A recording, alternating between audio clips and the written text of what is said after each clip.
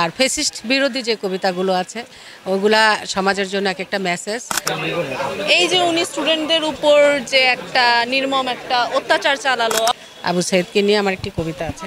তোমাকে ছোঁয়ার একমাত্র অধিকার ছিল আমার, এখন সেই অধিকারটুকু নেই। অথবা মানে দেশের জনগণের উপর ডিরেক্টলি অর ইনডিরেক্টলি অনেক রকমের যে অন্যায় অত্যাচার যে করলো এবং দেশে এমনি এখন নেই, কিন্তু দেশে একরকম সিচুয়েশন ক্রিয়েট করছে যার জন্য মানুষের মনে একটা ঘৃণাবোধ আছে ওনার প্রতি, যার কারণে মানুষ এখানে এসে এটা ময়লার বাক্সে ওনার চেহারাটা মানে সুইটেবল মনে করছে। এটাই আমি বলতে চাই যে এখানে এর জন্যই মানুষের মানে ময়লা ফেলানোর মন মানসিকতাটাই আসছে। হ্যাঁ, যুক্তিযুক্ত, কারণ না উস্কানিমূলক কিছু নাই, উনি ঘৃণার যোগ্য, এর জন্য ওনাকে মানুষ ঘৃণার চোখে দেখতেছে। এখন এটা তো আমাদের সমসাময়িক, হ্যাঁ সমসাময়িক প্রেক্ষাপটে তো মানে উনি ঘৃণার যোগ্যই, উনি যেসব কাজ করছেন, উনি ক্ষমতাকে যেভাবে অপব্যবহার করছেন, সো আমি মনে করি এটা জাস্টিফাই। না, প্রতিহিংসা হবে না, কারণ আসসালামু আলাইকুম, আমি মুক্তা পারভিন। আমার বেশ কিছু কবিতার বই আগেই ছিল, এবছর বেরিয়েছে যে অশ্রুতে রক্ত মিশে গেছে। বইটা আসলে কি নিয়ে? বইটা পুরোটাই কবিতা, তবে বেশিরভাগ কবিতা হচ্ছে 24 জুলাই নিয়ে। এটা দিয়ে কি আসলে কোনো মেসেজ রয়েছে বলে? হ্যাঁ, অবশ্যই আছে। কি ওইটা যদি আমাদেরকে একটু এই বইটার মধ্যে মেসেজ আছে, স্বৈরাচার বিরোধী সবগুলো কবিতা আছে, আর ফেসিস্ট বিরোধী যে কবিতাগুলো আছে ওগুলা সমাজের জন্য এক একটা মেসেজ। যেমন এখানে একটা কবিতা আছে, একজন আবু সাইদ, আবু সাইদকে নিয়ে আমার একটি কবিতা আছে। হ্যাঁ, এটা সমাজের জন্য মেসেজ যে আবু সাইদ কী হতে চেয়েছিল, কি হলো, তার পরিণতি সব কিছু। হ্যাঁ, এটা হলো সমাজের জন্য। আচ্ছা, আমাদেরকে একটা কবিতা পড়ে শোনানো যাবে? জন্মজার ছোট্ট কুটিরে অজ পাড়া গায়ে, সোদা মাটির গন্ধ যার লেপ্টে আছে পায়ে, চড়াই উতরাই পার হয়ে আশা নিয়ে বুকে, বাবা মায়ের মায়ার বাঁধন ছিন্ন করে ছুটে, পড়াশোনা শেষ করে পাবে বড় চাকরি, বাবা মায়ের দারিদ্র্য ঘুচিয়ে তবেই ফিরবে বাড়ি। হঠাৎ দেখে তাদের স্থান দখল করছে কেউ, বুকের ভিতর উথাল পাথাল 7 সমুদ্রের ঢেউ।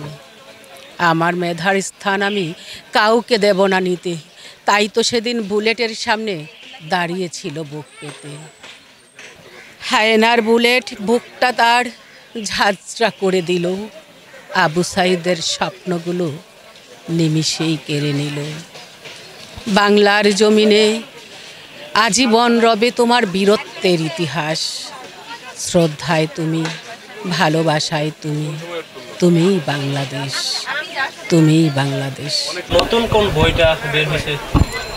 আমার নতুন বই আসবে, সেটা হচ্ছে তোমার নামেই মেঘের রং। তো এটা হচ্ছে অনুকাব্যের বই, তো এটা এখনো আসেনি।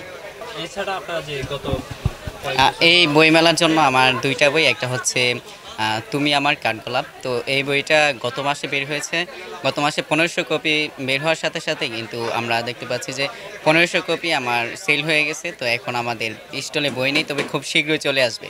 আর বই মেলার জন্য আমার নতুন আরও একটি বই, সেটা হচ্ছে তোমার নামই মেঘের রং। এটাও চলে আসবে একই সাথে। তোমাকে ছোঁয়ার একমাত্র অধিকার ছিল আমার, এখন সেই অধিকারটুকু নেই।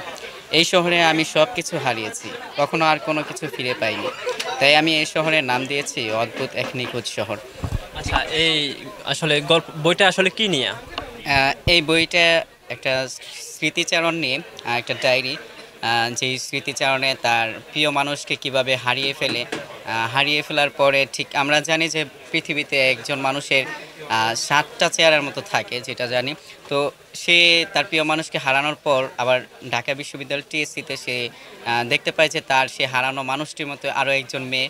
তো সেটা দেখে তাকে ভালো লাগে, মনে করে যে তার প্রিয় মানুষটি ফিরে আসছে।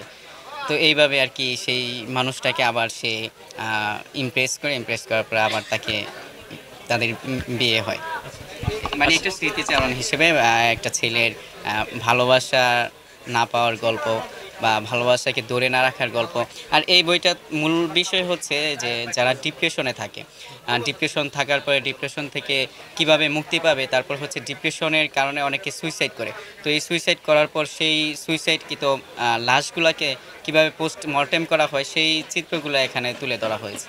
আজকে তো 2 দিন বইমেলার, 2 দিনে কেমন পাঠকেরা কেমন বই খুঁজতেছে বলে আপনার মনে হচ্ছে? বইমেলার শুরুর থেকেই পাঠকের প্রচুর আগ্রহ বইয়ের প্রতি, এবং মানুষজন আসতেছে, দেখতেছে, পছন্দ করছে। নির্দিষ্ট কোনো লেখকের বই কি পাঠকেরা খুঁজতেছে? আমার সেটা মনে হয় না, কারণ পাঠকের রুচি বৈচিত্র্যতা ঘটছে, তারা সব ধরনের বই দেখতেছে।